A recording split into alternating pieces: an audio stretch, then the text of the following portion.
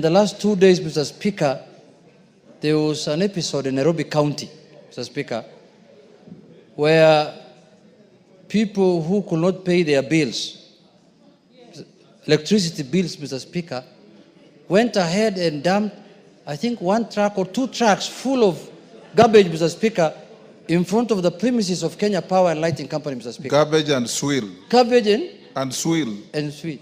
You know swill? I know, Mr. Speaker. Okay, go on. Is it sewage? Is it sewage? Mr. Speaker, Mr. Speaker, I want to bring to the attention of the House, Mr. Speaker, that is not the way to do things. Mr. Speaker, because Kenya Power and Lighting Company, Mr. Speaker, is a very, very important institution in our country. And is a public listed company.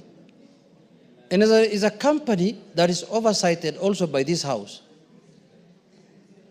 Mr. Speaker, many people have defaulted in paying their bills. It's not only Nairobi County Assembly, Nairobi County government.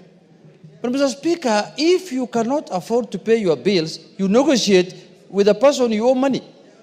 You don't use other means to intimidate them and to make them, to make them let you go with their money. Mr. Speaker, I stand here to condemn that matter, Mr. Speaker, because it is uncouth and primitive, and it is an irresponsible way of dealing with an issue.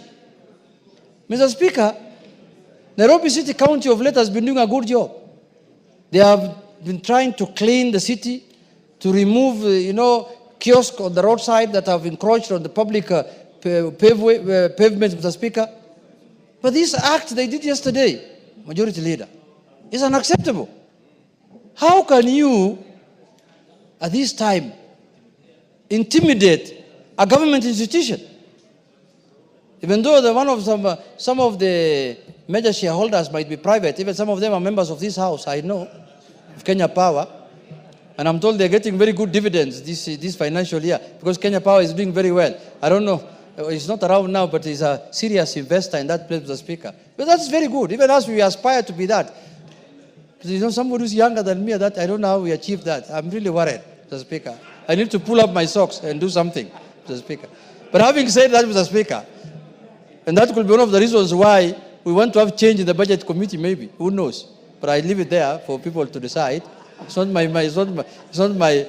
place to judge anyone, Mr. Speaker.